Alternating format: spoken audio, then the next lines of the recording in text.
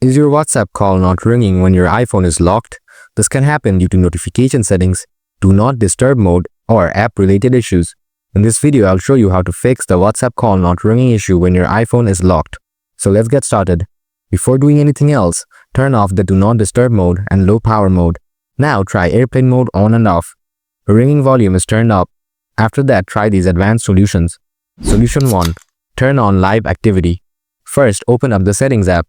Now scroll down to the bottom. After that, tap on apps. Now find the WhatsApp, then tap on it. Make sure to toggle on live activity from here. And also make sure to toggle on the background app refresh. Solution 2. Enable lock screen notifications. Open up the settings app.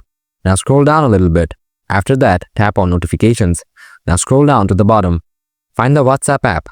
Tap on it. Here, make sure to toggle on the allow notifications. And then select lock screen. Then tap on show previews. Select always or when unlocked. Then go back.